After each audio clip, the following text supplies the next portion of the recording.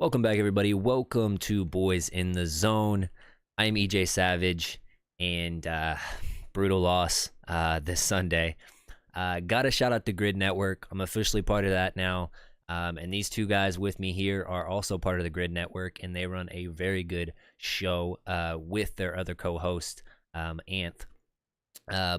Just shout out your guys' socials real quick, and we'll get rocking. Well, first off, thanks for having us on here. Two of the tag team champions of the world, as we like to say. Bandwagon boys in the house. We represent Cowboys Canfan at Cowboys Canfan on all social media platforms. Coming to you live every Wednesday and Sunday, or anytime the Cowboys play. We do live play-by-play reactions, and then we do our weekly show called Wednesday Night Main Event. Mm-hmm. And we matched up, and we matched up colors without even trying. We're color rushing our colors right now. So I didn't get the memo, but hey, yeah, it's all right.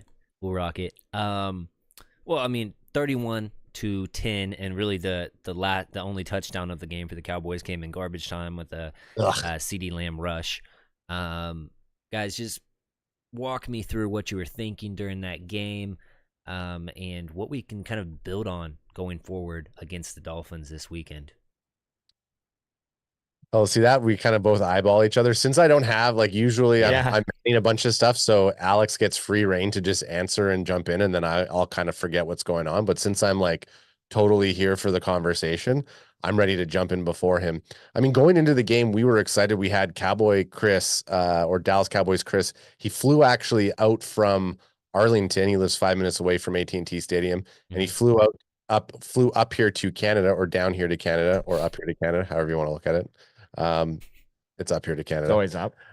He flew up here to Canada, and he came live in the studio. So we were going into this weekend supercharged. Bills have had, predominantly a pretty, terrible experience this year. They had not a great record. So we felt confident that we were gonna win it. So the atmosphere for us going into that game was here we go. We threw all of our bets down. We thought it was a for sure win. Yeah, throughout the whole game, I kept thinking, okay, the Cowboys are going to turn it around, but there was just something in the back of my mind or in the middle of my stomach that just told me this was going to be one of those games. Mm-hmm. And when we hit halftime, I think down 21-3, whatever the score was at that 24 along those lines. Something along those lines. It was still reachable because we were going to get the ball back at half, so it kept that hope alive. But realistically, the Cowboys never were playing in a way that really gave me a reasonable reason to be confident that they were going to turn that ship around. I kept saying it. It just did not happen. And I shouldn't say for lack of effort on Dak's part. I know people might call me a Dak rider. It just looked like his timing or what with his receivers, or even maybe just his mental decision-making was just off. But I did see there was, one of the comments online was lack of effort from the players at times. And I certainly saw that, but it didn't really stand out with me for Dak or a few other players out there. So maybe I missed that, but got to go on to Miami. Yeah, I think that just during the game for me, I felt weary going into it because even on my last show, I was like, Buffalo's backs are against the wall. I hate playing teams when they feel the need to win more so than they are worried about losing, And they were playing at their house, and I said all week, I was like, if you get good Josh Allen, you might lose this game. Josh Allen threw 15 passes and wasn't even 50%. And that's just a testament to the trench play of their offensive line. Those combo blocks were perfect all night. And not only were the combo blocks good, but after they sealed that block, they got up to the next level. Their outside zone scheme, running the ball was amazing. I think I saw 9 yards average on outside runs for Cook. So that just right there, 9 yards on average, that's a first down every single time you get the ball outside. And that's just, you're not going to win like that. And then the Cowboys were having success running the ball early on in the game, but once the game got out of hand, then the Bills just sunk back into that cover two and really dropped their linebackers, clogging up all the passing lanes and forcing you to throw underneath. And at that point, it was balls were bouncing off people's hands before they secured the catch, and then there was a linebacker tackling them within a second of them catching the ball. So yeah, it was just all phases of the game were poor.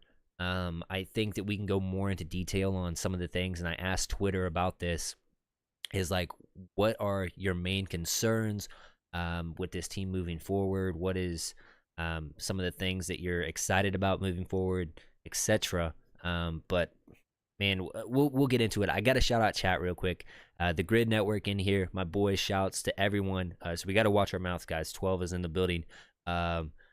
Kilo C, what up, fellas? There's our boy Kilo. Kilo's a longtime Canfan participant and the moderator for you guys. So we got to shout out Kilo. It's our boy. I don't have his drop, but hey, man, I'll have to get it for you, Kilo. Ultra Cowboy in the building. They need to bench Curse. Strong statement out the gate. Lacey, teams always play Dallas harder than anyone else. I agree. And then Engineered Psycho, I'm here. First show, had a great conversation on X today. Cowboys Nation. So I got to shout everybody out right there. But just moving straight into Ultra's comment, they need to bench Curse, move Bell to Curse's position, and start Evans at the Bell position.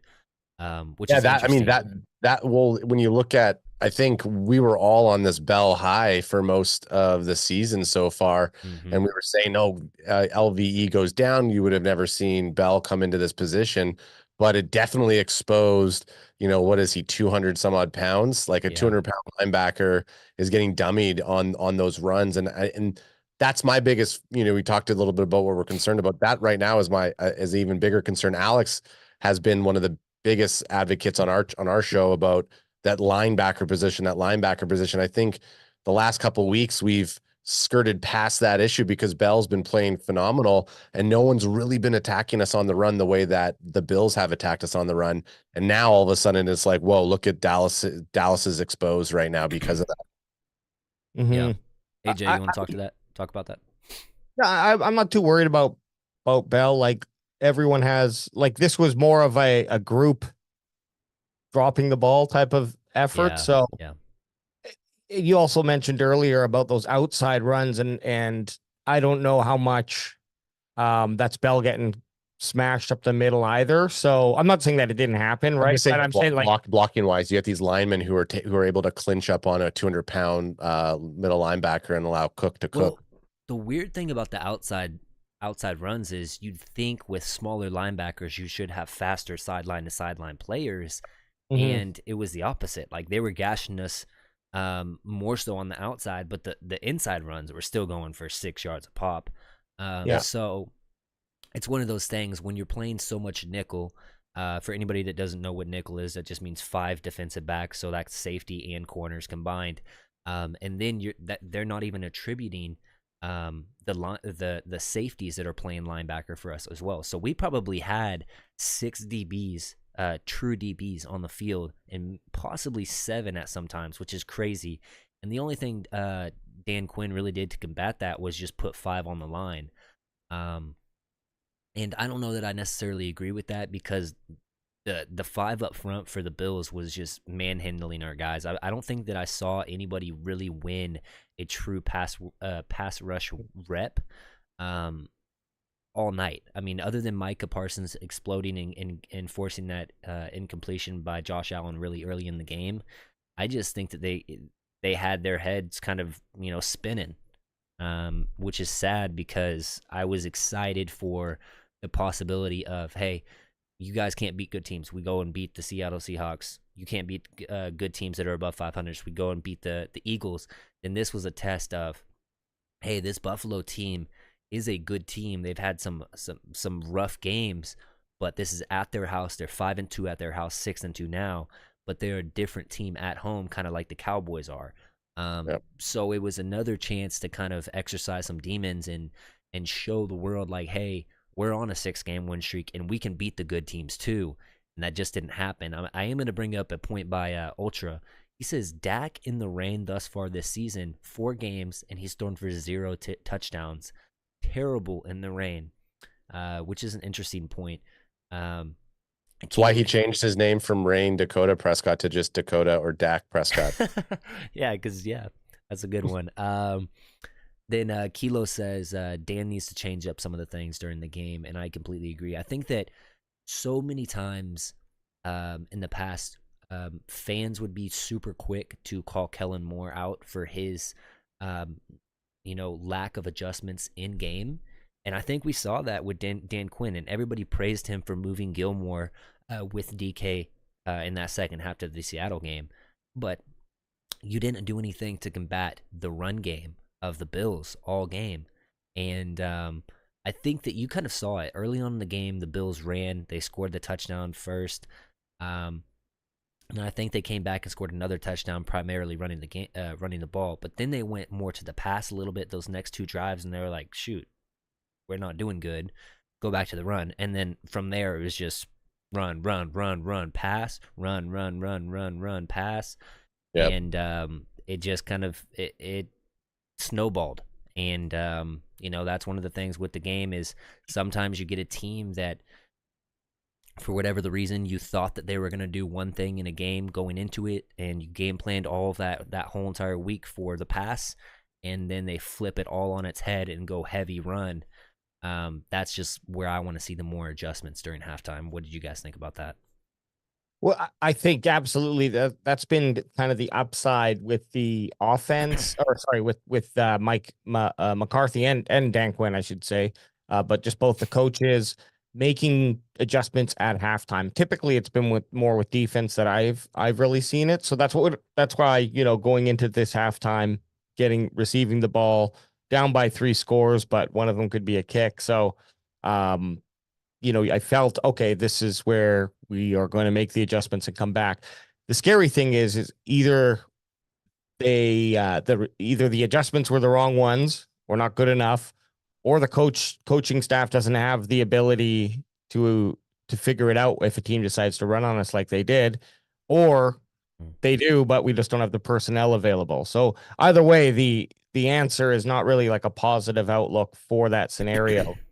And teams are going to see kind of like the easy way, the easy map to beating the Cowboys is like, well, just if they're all stacked up front, just run outside, and if they're not stacked up front, just run up the gut. If that's the recipe for beating the Cowboys, it's really nothing revolutionary. A lot of teams are going to be able to do that.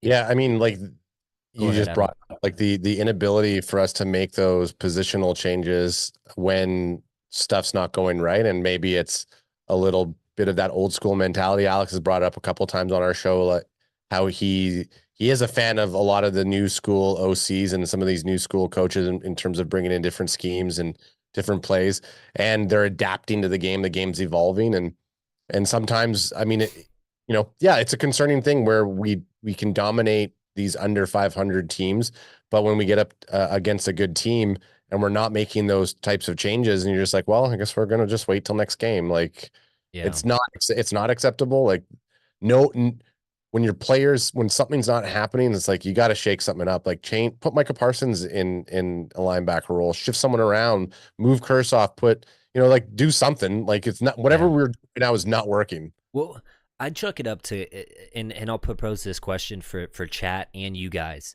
Do you think that this is more about players, coaching staff, or the front office? Because if you look at kind of the Kansas City Chiefs problems right now, it's with the wide receivers. And they, for whatever reason, they didn't make a move at the trade deadline other than, a minor move. But you saw it as it kind of kept creeping back up, and it was like, well, we're still winning. Like, it hasn't bit us yet. Like, at some point, you have to realize you have a problem, and then make the move to go and fix it. It's a little bit of malpractice from the front office, in my opinion, with the linebacker role. Early on in the season, you lose Overshown. Then LVE goes down, and you try to cope with that by signing a guy off the streets in Rashawn Evans. However, you could have had probably a decently good linebacker on the trade block if you really would have searched for it. And I think that would have paid dividends, because when you get to this point in the season where you don't have a big linebacker and you need to stop the run, you can implement that guy into the lineup, and he's already fresh and kind of has a grasp on the defense and what we want to do, versus moving a guy who traditionally plays safety to the linebacker role and expecting him to be able to hold up and run fits and really shoot gaps like he's supposed to. So yeah, just what's your thoughts on that? Well, the Overshown and LVE injuries were definitely huge, and even before that, say before Overshown showed up and showed out to look like a very promising player, we unfortunately didn't really get to see that pan out. We already thought they were pretty light on the linebacker position. But again, it was just that hope and pray, and technically you only need really 2 starting linebackers for the Cowboys, and so because you got Micah Parsons out there playing kind of that hybrid role. Yeah. So I think they thought, oh, we can get away with this. They probably had the plan in the back pocket. Well, and if, Lord help us, one of them goes down, at least we can test out Bell or, another a player there. But of course, that we ended up losing both of them. And yeah, not making a move. I think that comes down to the head office. They do make good decisions with picks. And my bet is that, sure, they probably was some things available. It was just too rich, and maybe they weren't willing to go into some deeper negotiations with them for that, right? But if it was anything, say over a 4th round or a 4th round or lower, first, second, third, or fourth, I just don't think Jerry is willing to give that up. I think he looks at those as too much like gold to give up for a linebacker. Now, of course, there's always someone out there who's worth a 1st round pick, but who, I don't know who would have been out there on people's board, like who they could have got, because I would have certainly traded a 3rd round and maybe even a 2nd round pick this year, or sorry, next year, or the year after, whatever. The furthest year away I could take to bring someone on, even if it was just for a 2-year for sure contract, and then hopefully extend them like a young linebacker. But at the end of the day, I mean, it's just not going to happen. And yeah, the move to go get Rashaan Evans is very Jerry Jones like. He will look for the guy who everyone will lie to themselves and say, oh, okay, this is going to solve the problem. Yeah. just to save face for a week. Because if we're not going to draft people, we're not going to go out and make blockbuster trades in order to kind of shore up the team. The thing that you asked if it was a personnel issue or if it was a player, probably a bit of both. I mean, if you look at going into these road games and like the same type of energy isn't there, it seems, to the road games as they are to our home games. Yeah. And even when you cut to the sideline, obviously this is just watching as fans on the TV, and they're finding the shots of CeeDee Lamb looking disinterested or Micah Parsons looking disinterested on the sidelines. A bad play happens, but you don't, when they're winning and you watch the sounds of the sidelines and you're like, wow, this team, they're jacked up. You hear D-Law going through and like amping people up. You got Fergie, everyone's having a good time and people seem vocal. But when we're losing, we don't ever get to see those sounds of the sidelines. All we get to see is the cutaway shots to, everybody sitting in the rain looking like someone just took away their toy for being bad. And that is a little bit of a concern. It's like, where's that energy when you're losing? Like, get that fire in you, figure it out as a team. Like, yeah. I don't know. Again, they're professional athletes. They get paid a lot of money to do this. They have their own systems and ways. They've lost before. So, maybe that's just how they cope with it. So, but just from the eyeball test, it's hard. You're hard pressed to not look at it as someone and be like, look, they don't even look like they give a rip about losing this game here. Yeah. Yeah. I think that fans have a idea in their head that tells them that, like, hey, you're in the position, you need to be more mad about this, or you need to be more excited about, like, really at the end of the day, it's a job for these guys too. And you don't wake up every single day and go to your job with a smile on your face. Same thing, you might not always wake up and be miserable at your job. Sometimes you have good days, sometimes you have bad days, and this was a bad day collectively for the Dallas Cowboys. And don't they realize that we all have fantasy football riding on this game? Betting, come on, guys. Yeah. I will bring up this from Cook listened. Yeah. Yeah. Cook. Oh yeah, that dude. James Cook. James Cook. Not Brandon. Yeah. Anth saying, "What up, fellas? 17 missed tackles versus the Bill. That's the most since 2020 when the Cowboys had a historically bad defense, and that was only 13. Let that sink in." Which I think is kind of what you alluded to earlier in the chat, Yeah. off cam ads. But yeah, I mean, 17 missed tackle. I mean, I think there's like a unspoken saying, in football buildings, it's like if we just tackle really good, don't allow any yards after the catch, we'll have a middle of the pack defense just specifically on not missing tackles. And the Cowboys are traditionally very, very good at tackling and wrapping up. And I don't know if it was the rain. I don't know if it was just we're getting punched in the mouth by their offensive linemen and their tight ends that are pulling. But the Bills we had great weather for most of the game. It wasn't until like a little bit into the third that the rain started to really come down. So yeah. it was a big portion of the game that weather was on our side. Well, it was a light drizzle, but I mean, and that can play a factor in some of those arm tackles missing. But overall, you expect your guys to be a good tackling team because traditionally they are.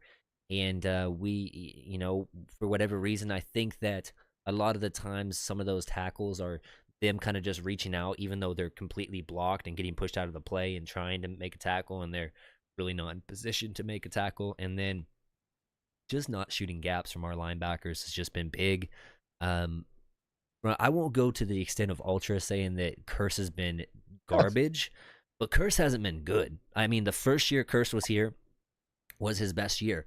Second year, a little bit hampered by injuries, was decent. And this year, he's been very, very up and down. He's had some pretty good games, but for the most part, he has been bad. And he's had a lot of undisciplined games too, where he's caused us some decent penalties. Well, that's the other big thing I want to bring up is the penalties have been huge all season. The Cowboys are the number one penalized team in the league. We only had 5 penalties this past game, but all of them came at untimely manners in the game. The roughing the passer with Josh Allen, you've got to know as DeMarcus Lawrence, just don't touch him. You already sealed it. It's a third down. He's throwing it out of the back of the end zone. Just why do you need to touch him? He's a big dude. That little touch isn't going to do anything to his confidence at all. Mm-hmm. And then the design by John Fossil to draw up that punt block, perfect. The execution of it by Sam Williams, terrible. He didn't have to jump. He could have just literally dove and blocked that, like straight at the guy's foot and blocked it. Yep. And it would have gave either A, an automatic touchdown, or B, a short field for our already struggling offense. And then the Zach Martin one, which I kind of like, okay, you defended your quarterback, but that gets that big gain, and then you tackling the extra 15 yards. That puts us within their field, and probably we're going to score on that because we feel good about how the drive has gone. And then you talk about the big run by Pollard that gets erased by a late penalty, a Tyler Smith hold. And that's 4 of the penalties I can think of. One of the, obviously, the offsetting one with Zach Martin. I'm trying to think of the other ones. Well, and the Zach Martin one, I think the J-Ron curse. I like seeing the Zach Martin one, but the fact is like, unless the rest of the team is going to start to rise to that type of physicality, like then it's pointless. My thing is like Zach Martin, I appreciate he's ride or die for his quarterback, but you don't have to come in there and hit that dude down. Just come in there and say what he said, you mother effer. Don't touch my quarterback, or next time you're going to pay, or whatever, but you don't have to get the flag by hitting him down. And then the other big one was the J-Ron curse, bomb on the defenseless receiver. I thought that one was very tic-tacky. I didn't see a helmet-to-helmet hit or whatever. I think that he led with his shoulder. But all of those were super untimely. I think that 3 of them came on third downs, and it extended a drive for the Bills. Mm-hmm.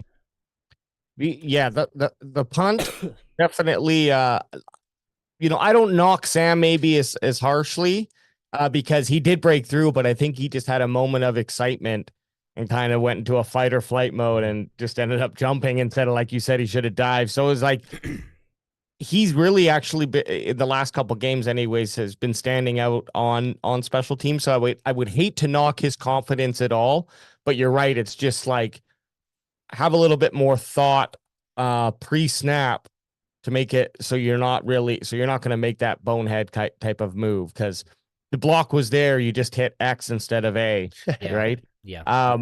As for the holding and the Zach Martin holding, I mean, whatever, that's going to happen in a game, and I won't knock it once or twice a month, right? But if it's going to be something that continues to happen and at the wrong time, that's going to add up too much too often.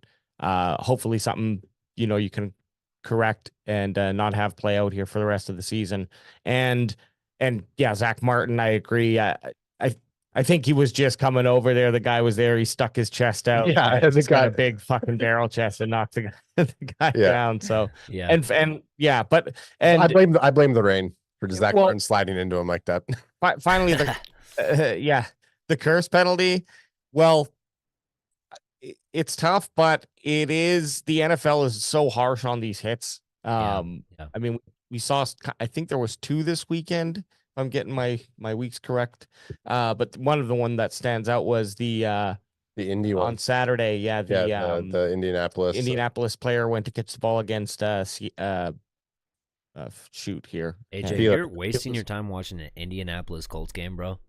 No, that was the night Big Chris just came in town. I was messing around. Out to the pub. I had to go to the game was on. This is why half watching it. This is why I don't know their players. But anyways, people will know what I'm talking about. There was that hit, and that's a very tough one too. It looks really bad. But what I'm getting at here, just a little bit of a sidestep. But it's around these types of penalties. Is like, how do we stop it then? Do the players then just have to like allow the person to catch the ball in those scenarios? Like, if the receiver is allowed to dive head first to catch a football, why can't the defender also do the same move? I don't. Yeah, it's really tough for me to understand. Right now it's like you can't hit them high, or it's a possible call for helmet to helmet. You can't hit them low, or they're gonna flip and they're gonna scorpion themselves, to use a ridiculousness term. And I mean, you literally have to just let them catch it and then tackle them. I don't understand what you're supposed to do there. Because even if you let them catch it and then pop them right away, that's going to be called an. I think that was kind of the other one. I don't remember the teams, but it was like a guy caught the ball, and the second he turned around, he got popped. Mm-hmm. It was shoulder to the guy. So no helmet to helmet, and he got on either a fine or an unsportsmanlike. I can't remember. But long story short, these happen every single week, and I don't know. I think Micah Parsons tackles in the new school way, where you rarely, and maybe this is good or bad, but you rarely see him like pop the quarterback. I gotta forfeit this because I don't want the penalty. So just let him catch it and touch him when he hits the ground. Yeah, I think that, and we might have got just disconnected. Hold on. Not sure exactly. Hopefully not. It said reconnected, so hopefully we're still live. Anyways, I think that they got to figure that out. They got to figure whether it is basically just telling the defensive player, like, hey, this is the only place you can hit them. They got to just define the rule better, because these flags are untimely manners, and it really hampers the excitement of a big hit. Like, you in the early 2000s, when you could still have big hits, it was exciting to see that. And it's one of those things that it's like, you don't want your guy to get big hit, but you don't want to get penalized for your guy wanting to make a statement hit on somebody else. Sure. You got to find the happy medium between the two, and whatever that might be, you got to figure it out. I wanted to bring up a chat right here. Someone says, where is that at? Oh, Big Mike was pissed off at John Fossil for that punt block call, situational football. He did not. He did not okay that, is what Ultra said. Oh, yeah, the situational football is what Ultra loves to say. Situational football. Players making dumb same players making dumb errors in situational moments, I think, is what he kept on saying. Chat, go ahead and let us know if we're still live right now, because my thing disconnected. So if we're not, I checked EJ, it looked good, but yeah, let's get some verification there. Okay, yeah, I just want to make sure. But then Ultra also brought up the point of okay, yeah, they're all saying yes, so that's good. Sweet. Yeah, We just live, baby. We live. We live. We live on a Tuesday night with EJ Too Savage for you. Sorry. let's go. That was Um, sometimes you just gotta make a singing break, you know? Yeah. no, but where was that point by Ultra? You made a good point up here. Big Mike was mad at Fossil for in that situational moment. Yeah, I think that Ultra has a point there because as soon as it panned to Mike McCarthy and John Fossil, it literally looked like Mike was like, "What the f, dude? Like, come on." And I want to say that Sam Williams has like 7 penalties already, and 4 of them or 5 of them are on special teams. And like it's exciting to see a big edge defender be a gunner on a punt return and stuff like that. However, if it comes at the result of a lot of penalties, Yeah. that needs to just be taken off the menu. I mean, it's not worth it. And I always said I would rather have a dog that's aggressive and you got to pull him back a little bit than try to kick him out there to fight, you know. But I wonder with our guys right now, especially Sam Williams, if he's more of a hindrance than a actual help to the team. And it's unfortunate because he has some talent. I right now it just doesn't seem like we can use him all that much. And then the lining up off sides has been a big problem for the defense. My theory there with Sam Williams though is I think he wants to get out in there and play. He's put out some comments on the social media. Can't remember which one, probably Twitter or something like that, where he's mentioned just like a little bit of a cryptic post, but not too cryptic, where essentially he's saying, if I can paraphrase for the man, like he wants to get out there. Someone put a post Uncage about the dog. Yeah. Yeah, right. Someone put a post out about his ability to produce versus the amount of snaps, and like obviously at a higher rate of sacks or rushes, whatever the stat may be. So I think he's got that in him. He wants to get out there and play.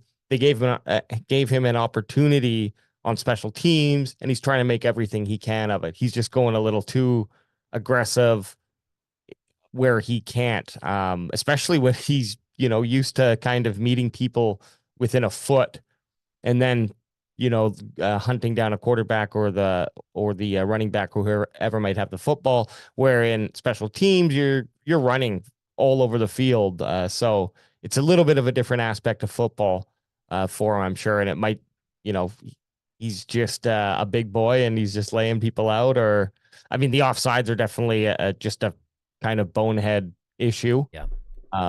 But I want to see the guy actually utilize those skills in his right position, though.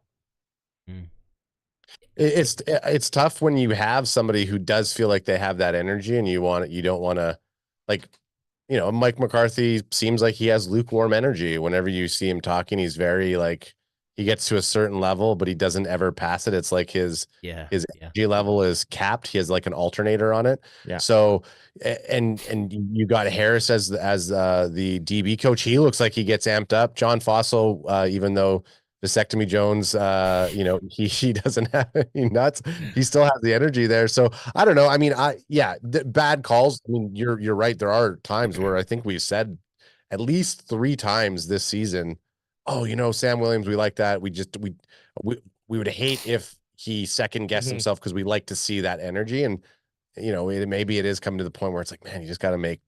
Yeah. And focus up. All that being said, I think if the experiments, had a couple weeks here, maybe it's done. And maybe you, like I said, just try to play him a little bit more than actually on the field. Yeah. And non-special teams. Yeah. Yes. Yeah. Kai 101 brings up a good point. How about the non-challenge that fumble? In the first half, you still have 2-minute warning. The Bills are hurrying to the line. Your players are giving you the signs that it was a fumble, which I don't know if I saw like an emphatic, like that was a fumble, and it happened on the far sideline.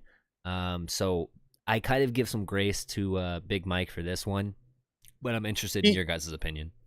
Yeah, it's the same thing with Big Mike. Like there's a couple like so he had that dog of a challenge or a timeout. What was it the other was it the Seahawks or was it the Eagles when they still scored a touchdown 3 in a row Seahawks where he challenges it right at that Oh moment yeah. to get a call back. Like On the that's touchdown cool. grab.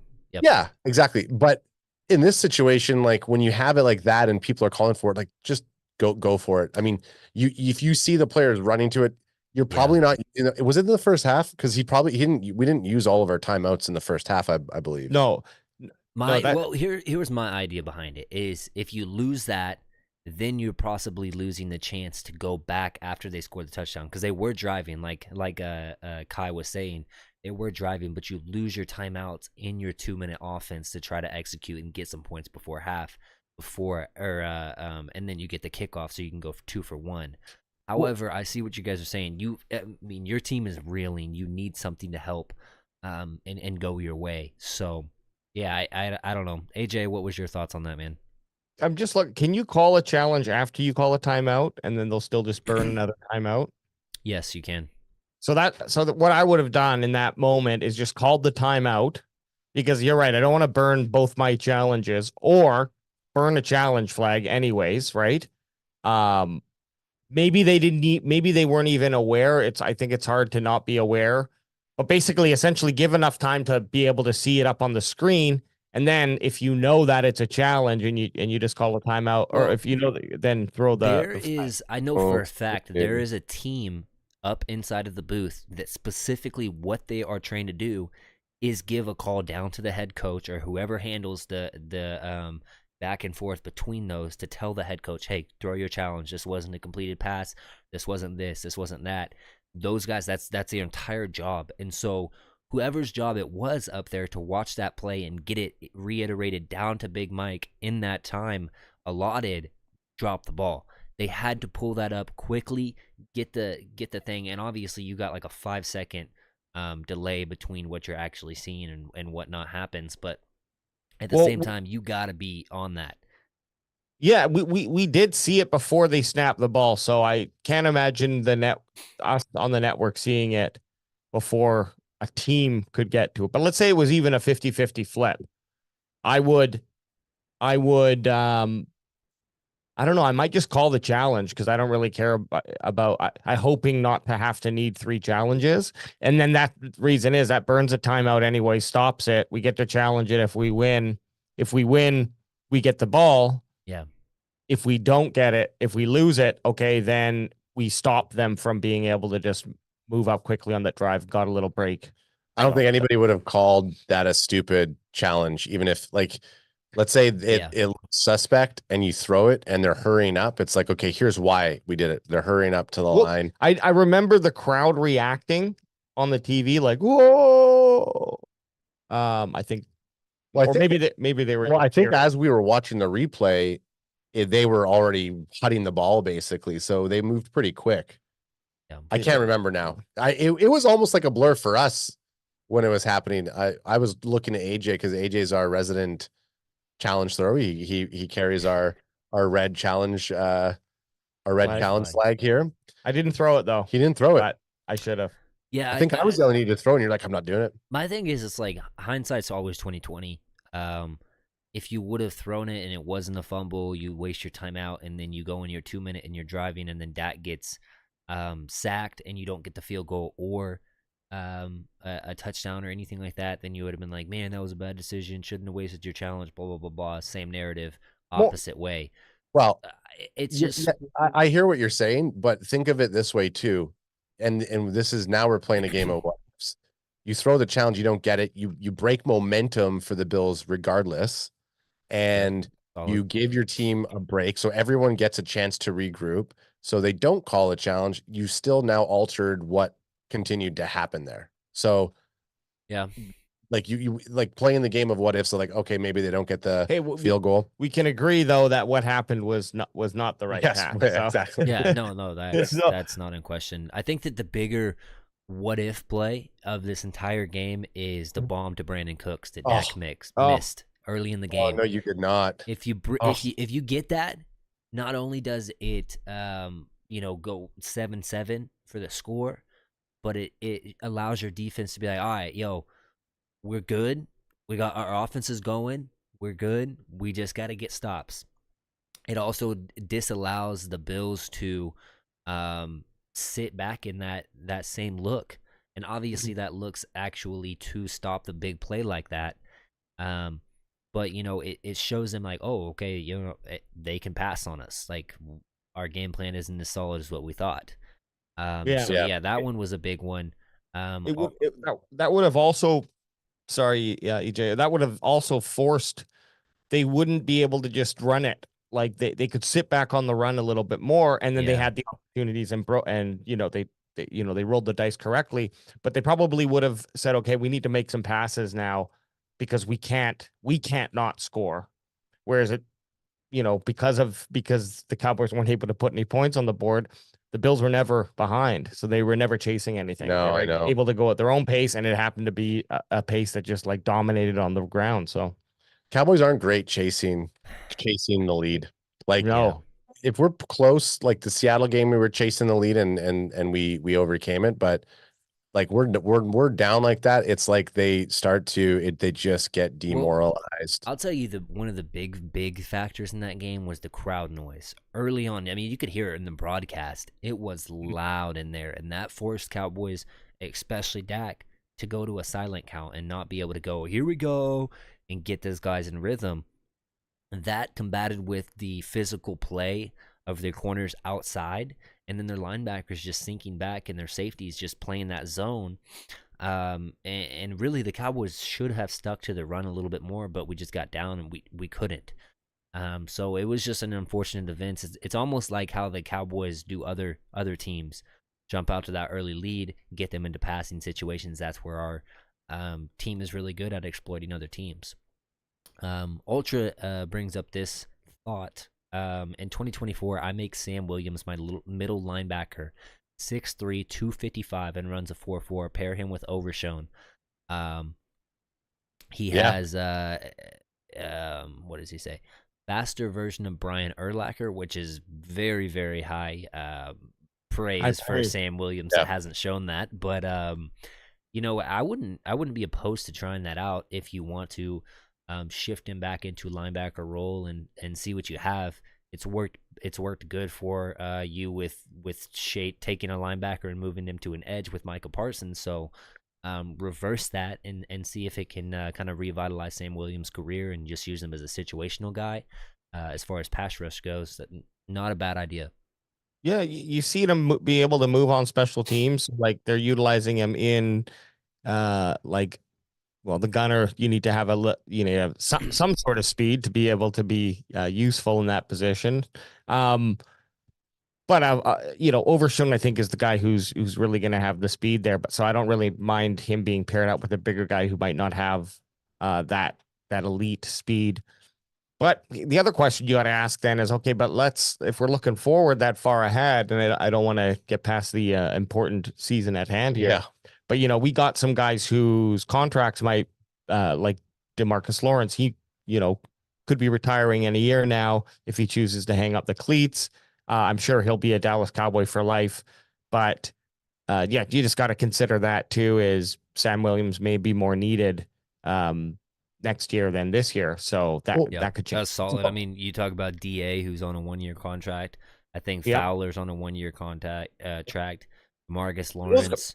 Those guys are maybe someone that those guys higher potential that they could be replaced in the free agency. Not saying that I would want to. Right. I wouldn't want to, but just the caliber is more readily available.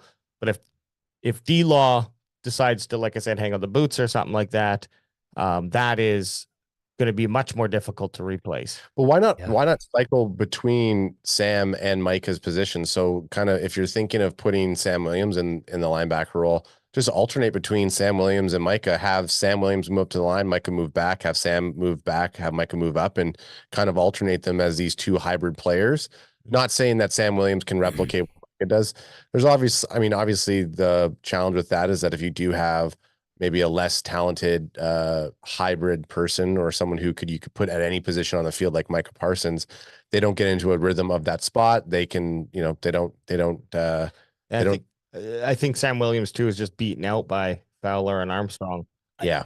Well, my problem with I think that in theory moving Micah back to linebacker in game sounds good because he's played linebacker, but you have to understand the thought process of an edge rusher versus a linebacker. An edge rusher, they come up with their pass rush plan. If they know it's a pass, they look at stuff and dictate, okay, I think this is a pass, RPO, so I got to be wary of the run right here. They decipher that in their head before the snap even comes off. But when the snap does come off, they're constantly trying to attack. A linebacker has to read after the snap, read what's happening in front of him, shoot gaps, and then react. They're not going forward 24/7 like a pass rusher. So to ask somebody to completely shift their entire thought process in game is a lot harder to do than what people just think. So, and yes, Micah has done it in the past, and I will argue that Micah isn't anywhere close to what he is at linebacker as he is at edge. That's not to say that Micah's not a good linebacker. I just think that he's an elite edge rusher, and therefore I would rather have him as an edge rusher because that's the more important position anyways.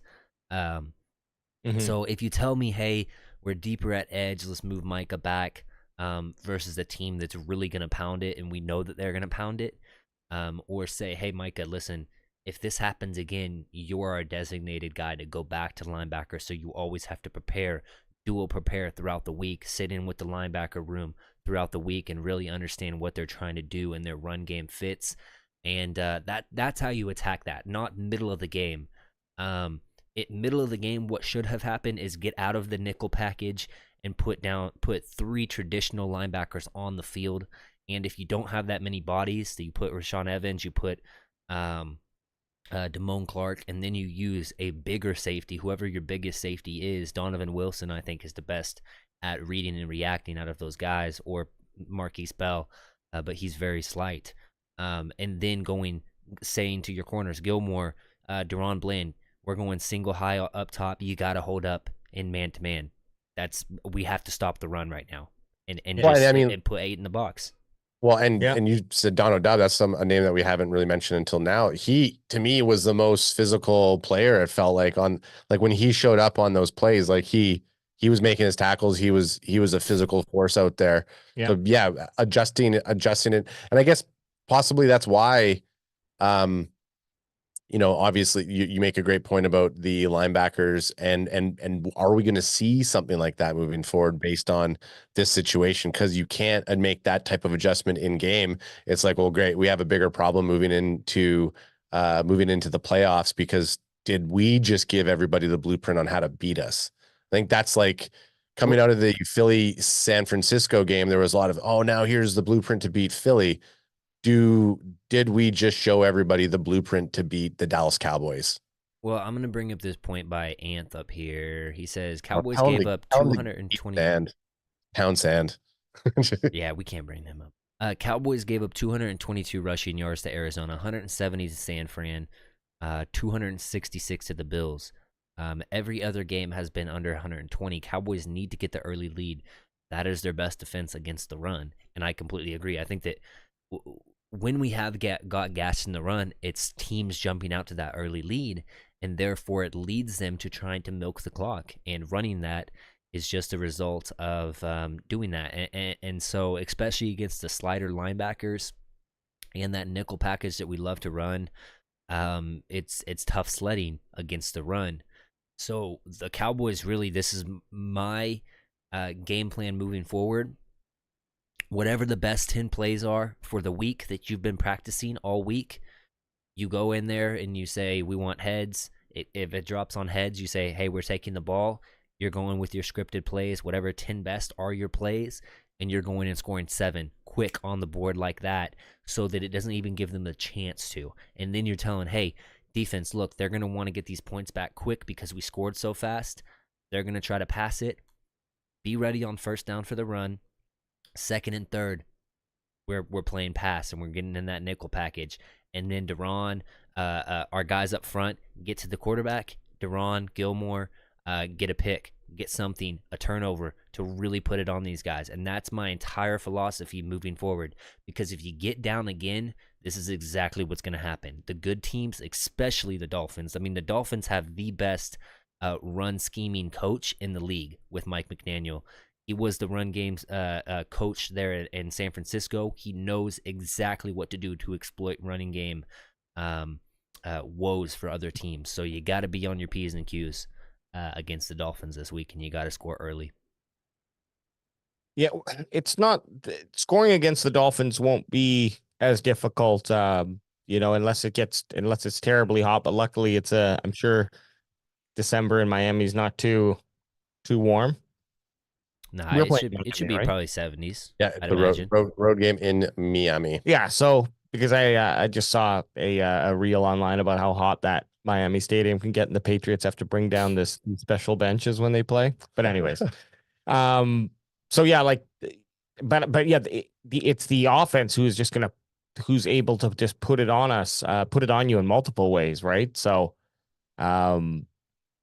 here's the thing: is if you do end up solving the running backs situation, now you have to deal with Tyreek Hill and Waddle, who just went off without him. So Hills looks like he's going to be strapped up and ready to go this week. Doesn't matter because I lost to you in fantasy football last week, and I had Hill. So it's very important that the boys get out there, and I actually wouldn't really mind if they got the ball first and went down there and made a statement. Yeah, you definitely don't want. I mean, what if we're talking about Miami? Like, what Miami team's going to show up? I mean, they have a similar narrative to us this year. They have struggle against teams above 500, but they put teams who are below 500 to bed, like bad. Mm-hmm. So they've been beaten before. Look at that tape. Don't even consider all the problems that we had. There was nothing good to take away from this last game. Get your shit together. Sorry for the language. Get your team together and focus on what we need to do for the Miami game, because there was absolutely nothing but errors and mistakes and nothing to capitalize on. It's like, don't even build off of it. You completely throw that Bills game away. I actually think the amount of pressure on that Philadelphia game, it's like that game everybody was going for, and it's like now they're just it took a week of exhaustion from just trying to prepare and win that Philadelphia game, that we went in with no solid plan to Buffalo. Like, we can't. I mean, I'm thankfully it happened now and not in the playoffs. Playoffs. Playoffs. Show the problems now so that we still have 3 weeks to correct it in a regular season. Yeah. Because we can't continue to just because it was working on the sub 500 teams doesn't mean it's going to work moving forward into January. Like, it's just we can't rest on those laurels of the season so far. Yeah. The truth is, though, we did come off beating the Eagles in an impressive win. Yep. In a game where the previous game the Cowboys did correct a bunch of things that allowed the Eagles to score. Now, okay, Eagles are in a 3-game losing slump and haven't been able to score, I don't know, more than 20 something points, low 20 points. Good. So maybe this is just their San Francisco, their quicksand part of the season. Yeah. But I'm just saying, there's those two teams that hit the field, and they are the Dallas Cowboys, both the team that played against the Eagles and both the team that played against the Bills. So yeah, I think that another thing though to mention is, like, the Cowboys, they've won 5 of the last 6. I mean, it's not, sky isn't falling because of this one game. Cowboys haven't lost back-to-back games at all this season. Can't say the same thing about San Francisco. Can't say the same thing about what? No, I was just saying, I looked at them because we used to, at the start of the season, there was like a pattern, a win, loss, win, loss, win, loss. So we're like, this game's so we totally threw that out after they've been winning 5. So I just was kind of I thought telepathically we were on the same page sometimes. So when I was looking at him about what I was thinking and he didn't, I thought for an instance we lost our power. No, the problem is I still don't think you guys saw my pattern that I was seeing. And so that's what you were thinking. My thing is that this team, like, San Francisco's lost to 3 bad teams. 3 straight, losses. Eagles, same thing. Seahawks, same thing. Cowboys haven't even had 2 straight losses. So to say that the Cowboys aren't for real or they're frauds because of this loss, I don't believe in. I think that we can completely bounce back, and I think that Dak has been very, very good after a bad game, coming back and bouncing back and being very good. I want to shift this conversation, and we'll get back into the Dolphins stuff and matchups and all that stuff, but I want to shift it to, is Dak still in that MVP conversation? Tyreek Hill didn't play last week, as you guys mentioned. Christian McCaffrey, long shot, even though he probably should be up there a little bit more. Brock Purdy had a good game, but I mean, realistically, he threw 3 wide open touchdown passes. If his team slides up against a very, very good Baltimore team here this week and a very good defense, and then Dak adversely goes in here and beats a good Dolphins team at their house and has a good game, I think that Dak can get back into that conversation. Where are you guys at on it? I think Dak's definitely took a shot here, but luckily no one else stepped up outside of, like you just mentioned, Purdy. And I don't know that it's really fair to not credit Purdy for the work that he's doing out on the field, but there are a lot of ands attached to what he's doing. I think the real discussion there, though, is when CMC going to get some actual legitimate conversation about the way he's playing, because let's just say that the quarterbacks, none of them really break away. Well, there's a really obvious breakaway in terms of skill, the skill players outside of quarterback. So, yeah. But anyways, back to the original question. Yeah, it's really possible, but that comes back if he finishes off the rest of the season playing like he did in the previous games before Buffalo. Yeah, he's right back on schedule. It really just comes down to how the rest of the contenders play. So he's not out, but I'm sure he's not in first place anymore. Well, I think after this past weekend, I think CMC's name has, I think a lot of people have brought CMC's name as everyone's saying the same thing. Oh, CMC should get it. Probably won't because he's a running back. But I mean, I think CMC right now is like the front contender for the MVP. And then if anything, because of the stats and where they're at, it would probably be Purdy. And then Dak I still think has a legitimate shot to crack that top 3. And depending on how the rest of the season goes for both of those, like all 3 of those candidates, I think Dak's still a contender. Didn't have a great game, but it wasn't an abysmal game. Not like where people are saying Josh Allen's now MVP for the league. It's like, what? How can you even bring that? Like, that's not even.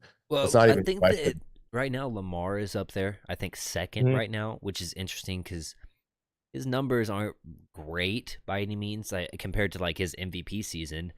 But if he goes in there and beats I don't know if they're home or away, but if he beats San Francisco, that's a big win on his resume. Oh, for sure. So that could help his MVP case as well. I mean, and even after that, I think that they end the Niners, that being, end on the Rams this season, which aren't any pushover of a team either. They're gunning for a playoff spot as well. And I think that, let's say that they lock up that 1 seed, do they rest some starters and drop one to the Rams? And how does that affect Brock Purdy or CMC's MVP case? Who knows? So there's a whole lot of football to be played, and it's going to come down to what Dak can do in these last 3 games. We know that he's going to be good against the Lions because the Lions do not have a very good defense, and it's at home. I think he's going to be good against Washington. Really, it comes down to this week, in my opinion, for Dak. And I think like this, because Hill had to sit out for a week, and the week prior to that, he barely played. And then the boys are going to shut him down. I feel like his name's been is going to be completely removed from the conversation. I don't think he's going to hit the 2,000 mark, which I think would probably be that kind of level that he would need to hit to get that spot. But yeah, you bring up a very good point about Lamar Jackson. as a solid contender, specifically if he can, destroy San Fran. Brock Purdy and San Fran this weekend. Another But discussion. heck yeah, Dak Prescott MVP, baby, QB1 in our hearts. Another discussion though I After the wanted to last bring game. up though is just like all pro. How do you feel about Dak being an all pro if he's not it like whoever wins MVP is obviously going to be all pro. And then how all pro works is there's only 2 spots for quarterbacks regardless of conference. Mahomes has had a down year. Josh Allen, sure he has the total touchdowns, but a lot of interceptions. Trying to think, Lamar has had a good year overall, but I don't know if he has better numbers than Dak. I feel pretty good about Dak possibly being an all-pro, if not first-team all-pro, if he puts on some really good numbers in these last 3 weeks. And then you're talking about possible all-pros for the Cowboys as Dak Prescott, Tyler Smith, Zach Martin, CeeDee Lamb, Deron Bland, Brandon Micah Aubrey. Parsons, Brandon Aubrey. That's 7 just right off the top of my head. So that's a very, very good showcase of all pro players, which is better than Pro Bowls, if you know anything about all pro teams. But had to bring that little discussion up. So I think we're all on the same page. Dak is not leading anymore, but he can get back into that discussion. I feel like is kind of where we're all leaning. Yep. Yeah, exactly. And it all comes down to if Jalen Hurts goes around and stops losing the ball and maybe doesn't put up that many more passing touchdowns, but runs the ball in 6 times. I mean, he's probably pacing himself for to take over that spot. It really depends on the exciting element that the football player brings to the team, as well as producing quality stats for them as well. But yeah, I mean, it's Dak's to lose. Yeah, that's. Did you guys watch that game last night by chance? No, I watched the highlights of it. Yeah, so I mean, they really lost it on that last drive. 92 yards to the Seahawks to go and take the lead with I think it was like a 32-yard pass from Drew Lock. Front pylon, put it right there on JSN, fingertip grab, toe drag swag in the end zone, and then they forced Jalen Hurts into a bad throw. I still don't understand his thought process there to make that final interception. So he finishes the game 0 touchdowns, 2 interceptions.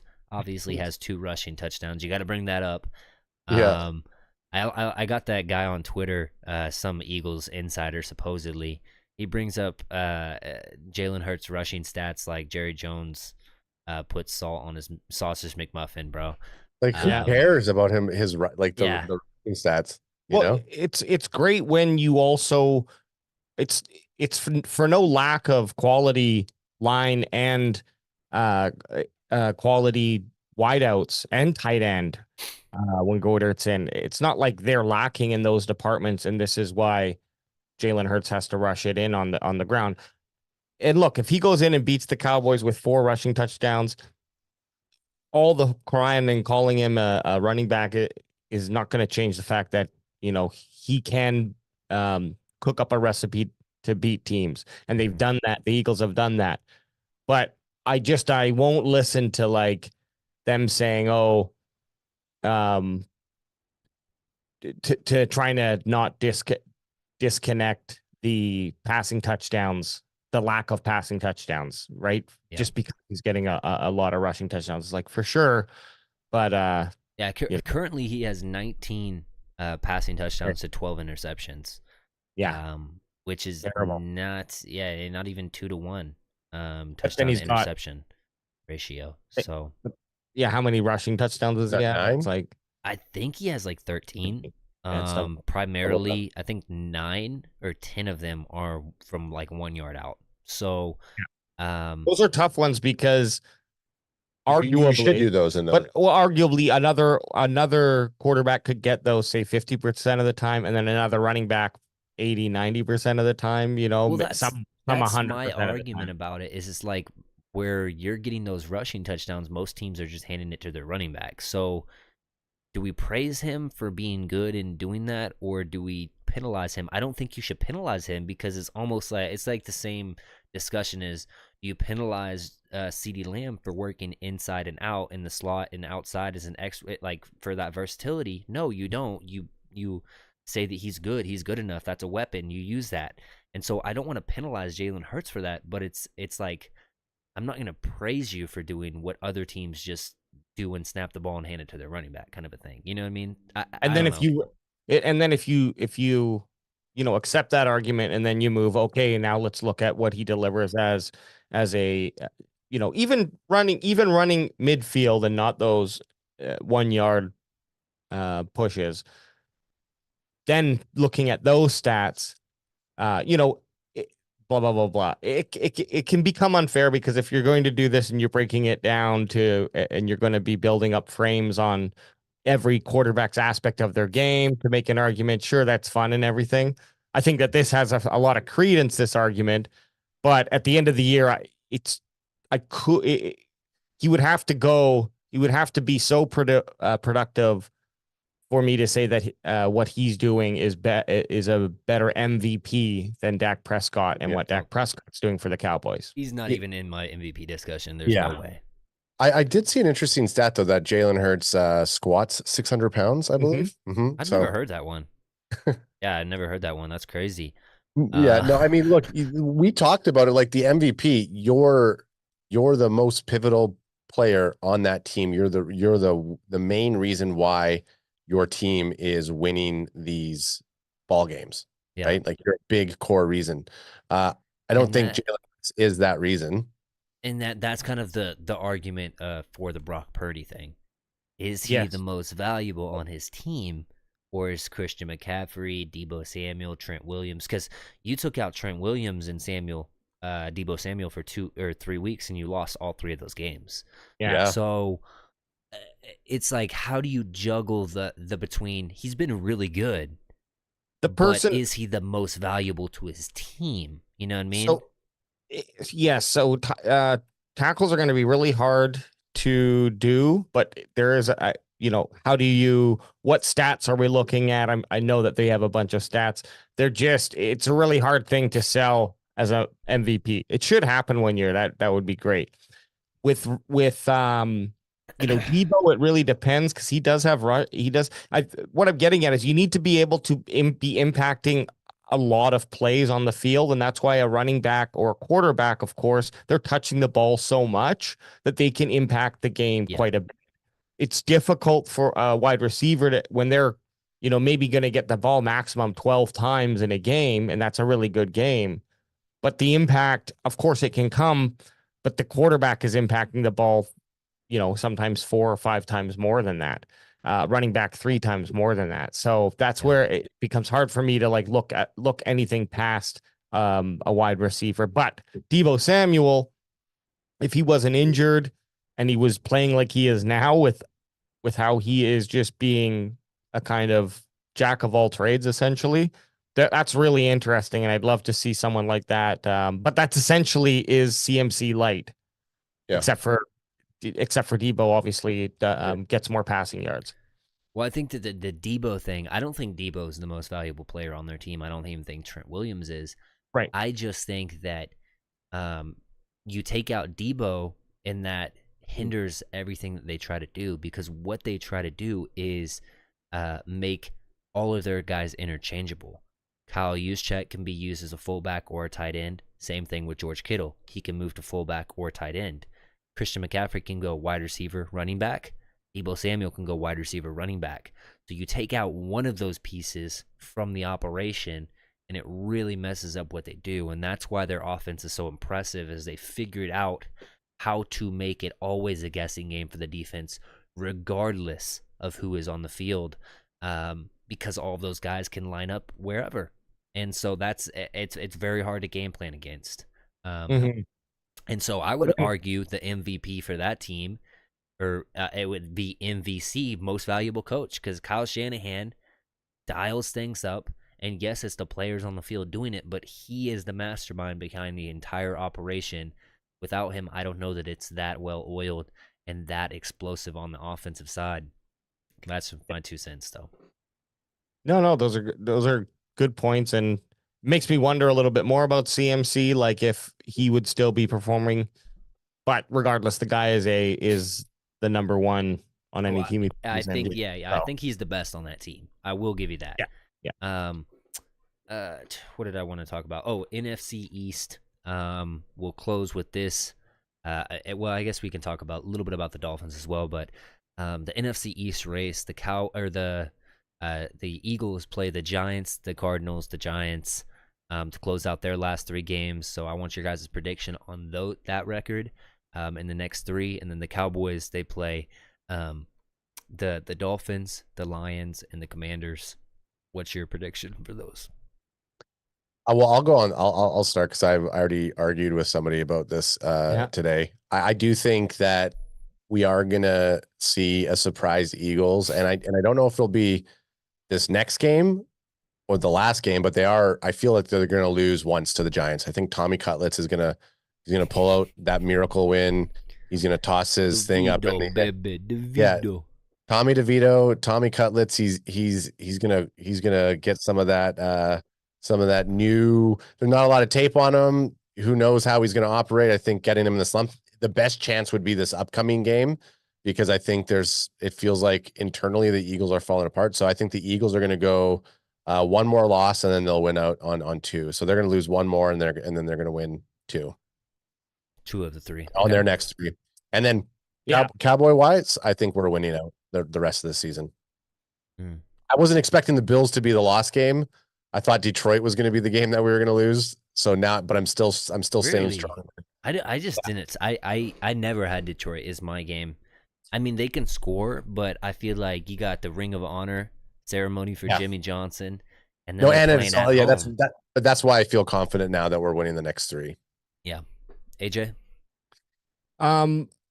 Well, I do hope that it's a win against the Giants on the first game, because if the Giants beat them on the third game, I'm inclined to believe that's because Eagles sat all their starters and they didn't need to, they didn't need to win that game. But I think they have to, unless the Cowboys drop one. Yeah, that's what I'm saying. So if it gets okay, I got after week 18 and they lost, it'd be to the Giants. Like I hope it's the first one and not the second one, basically.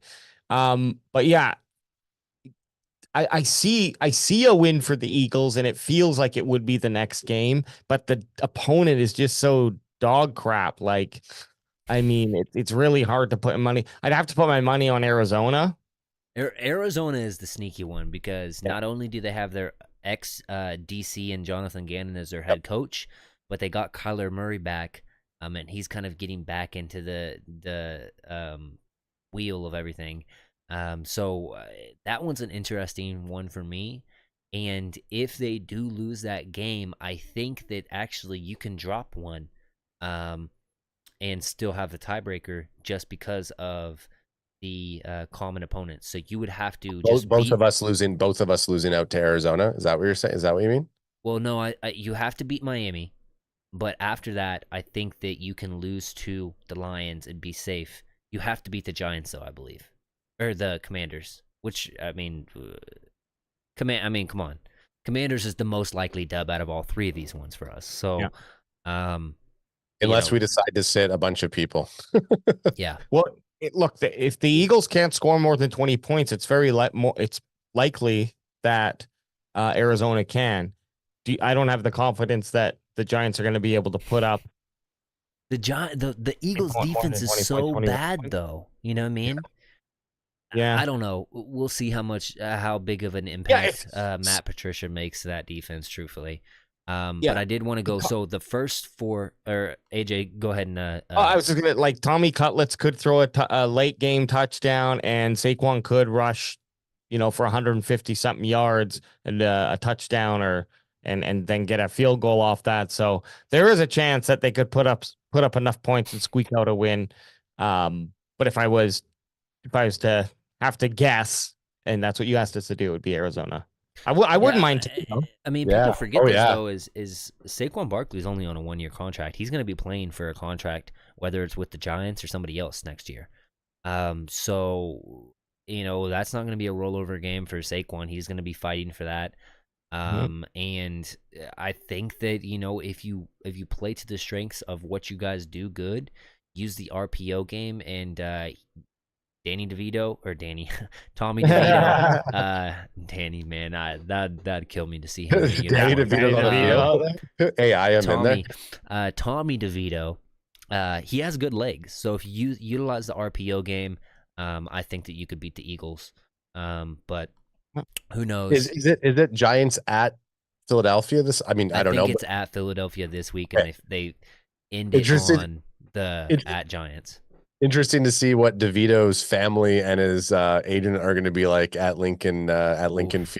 They play having the DeVito hopefully they're in a box. Yeah. I mean, hey, come on, there's some hard, rough-necked Italians, so they that's what I'm saying. Like you're putting them into a melting pot. Chances are they'll probably sit lower bowls, so they won't get all those trash Eagle fans kind of in their face. But yeah, I'll be more interested to see what happens in the stand with the DeVito family. That's the more interesting part of the game. That's the fight. That's the real fight right there. Yeah, that's. What do you think about the Cowboys? Oh yeah, Cowboys. I mean, it becomes really hard after this last game. Ooh, I don't like that. You're not confident. No, but again, I'm going to put a lot of it just on the weather and kind of just the mojo maybe of that whole thing. I think going into Miami, at least you take that factor away. I'm certainly less scared of Miami's defense, so I hope the offense plays better. But then their concern is the defense, and if Mike McDaniel is going to run down our throat, I mean, it is lining up to be just another repeat. So if there is one more loss, I'm willing to take that. We're in the playoffs, and I think it would happen.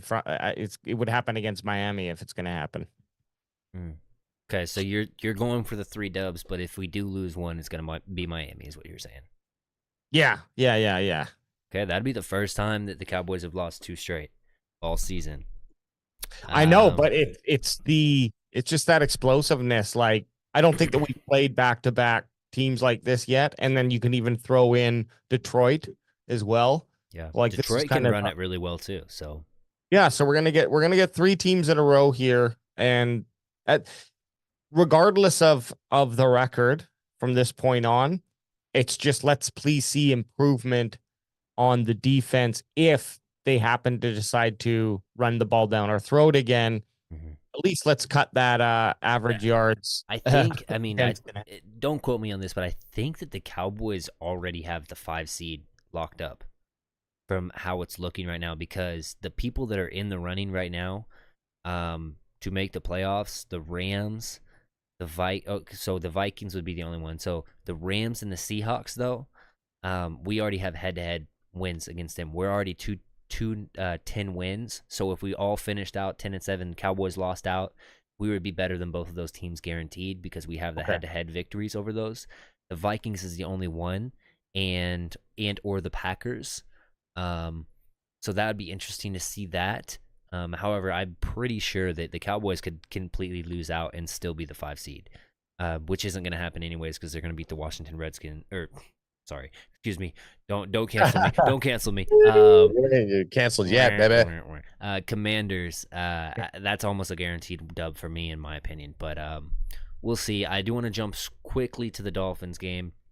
Yeah. We don't really get to break down it as much as I anticipated. I don't know how time flew this fast. But beside the point, time flies when we're having fun here, boys. Exactly. Beside the point, the Dolphins, like I said, they have a really good running game. You know what they can do on the outside with Jalen Waddle, with Tyreek Hill.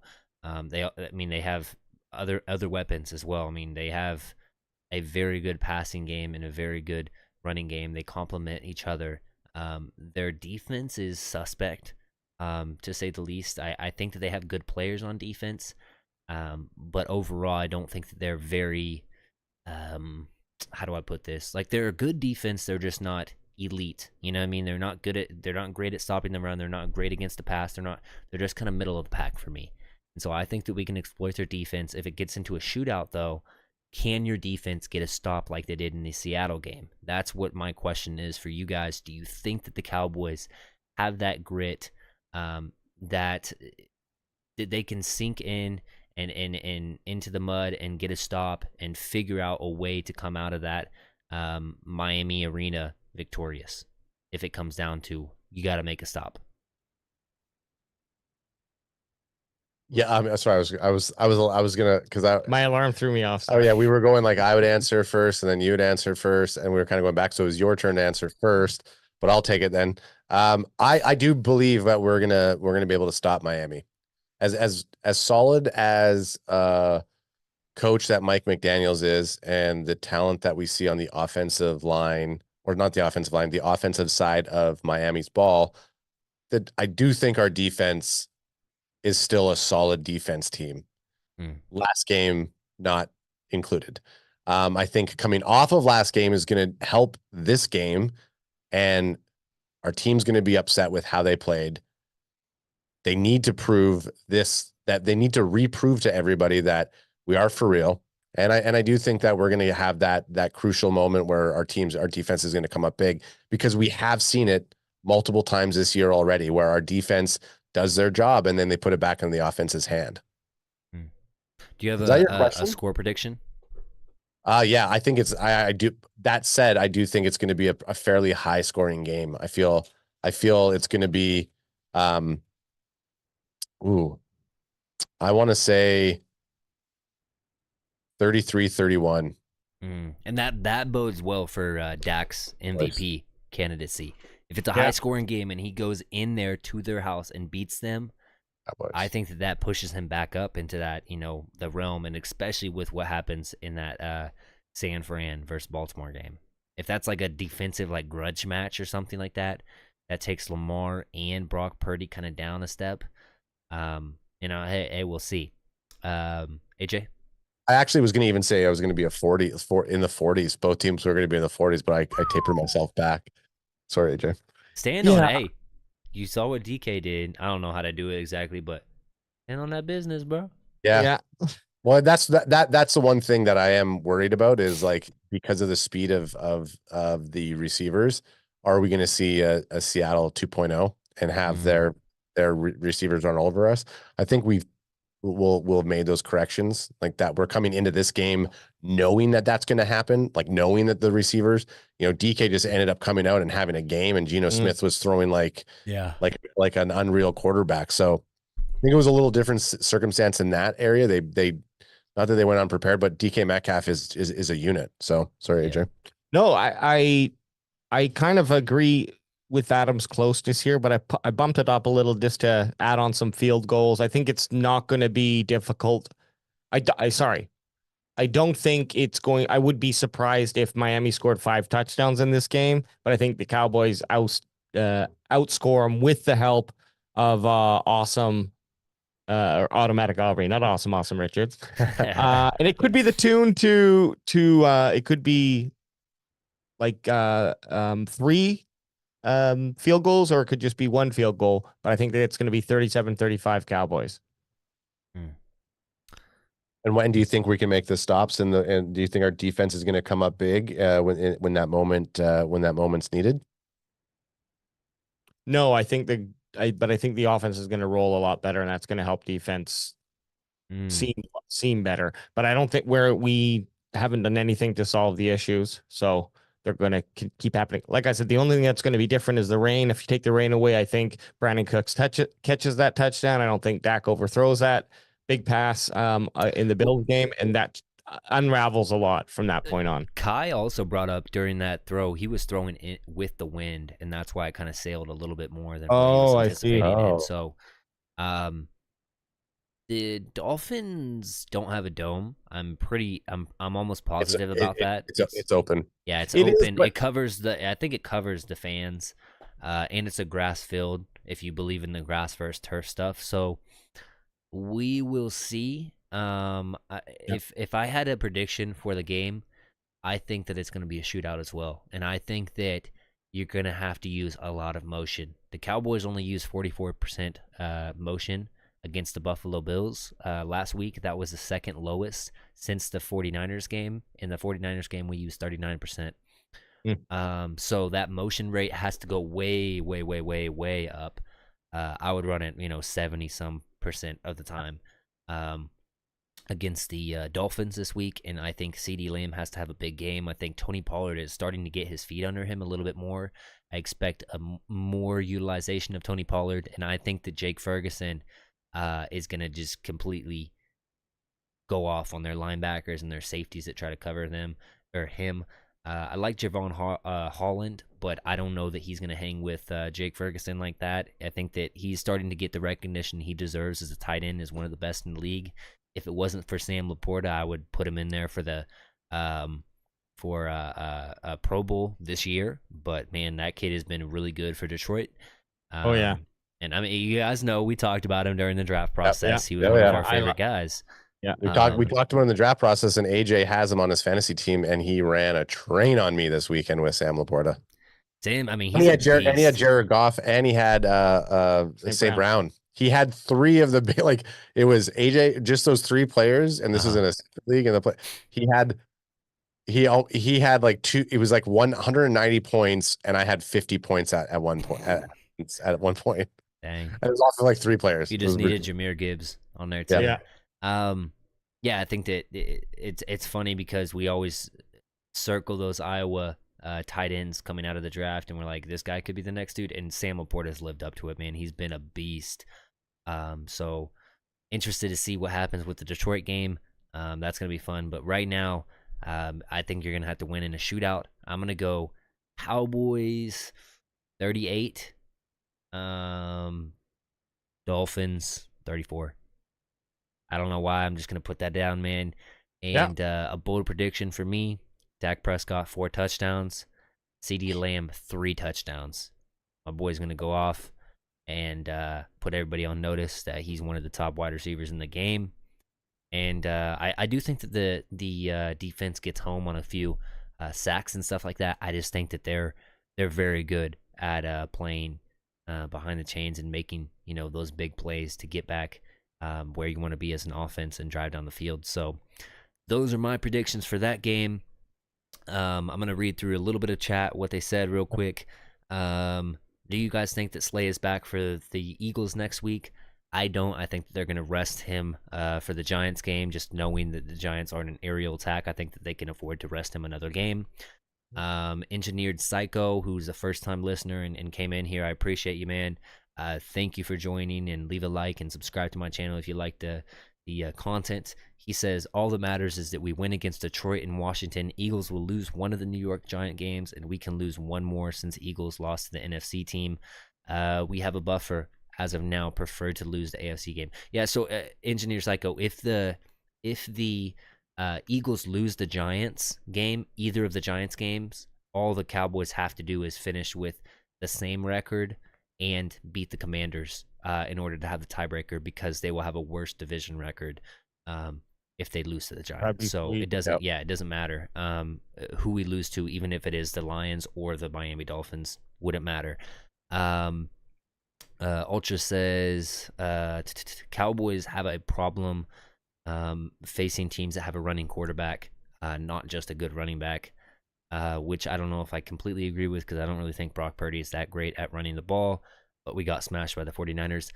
That is the chat, and I just appreciate you guys coming on late notice. I'll try to get more of a notice on next time. Oh, good. Happy to be on your show. Yeah, dude. Yeah, this is your guys' first time. I like being one of the boys in the zone. Hey, I will be in your guys' show, I think, for that Lions week. So that'll be fun, and I think I'm tuning in for like main event during the game and post game. So the trifecta right there, it's gonna be fun. There we go. If you guys are still in the chat and you do not follow these guys for whatever reason, go follow Cowboys Canfan. Not only are they super cool guys to just chill with, but they're like a halfway cowboy show, halfway like comedy show. They're always making me laugh when I'm chilling with them in the chat, and whenever I get on the show with them, it's always a great time. So thank you guys for coming on. We'll have to do it more often, but off season, we're going to be grinding on that draft stuff again and getting together a lot. Draft extravaganza, baby, you know it. Of course. So thank you guys for tuning in. We'll catch you next week on Tuesday. Peace. Peace. Crack him if you got him. Yeah. Forget get what you got. None of it matters until you don't work from the top. I'm talking non-stop squad. They've been down with me for years and none of them asking for squad. Squad, fire, out of the gutter, don't stutter, I'm taking my shots. Pop, block, out the noise, some others, my brothers and me, we going off. Bippity pop, talking that ish, I'ma empty my clip, my Google go pop. There goes another, I'm jumping for cover, then I'm taking off, we not getting caught. Tired of violence, but you pushing buttons and something that's ticking me off. Stop, say it again, gonna regret it, I'm talking beheaded, your body's gon' rot. If you do not know me, don't comment on my life. Don't comment on my daughter, don't comment on my wife. Me, I'm just a father, gotta hustle in the night. Ski mask with a 45 like MJ, take a flight.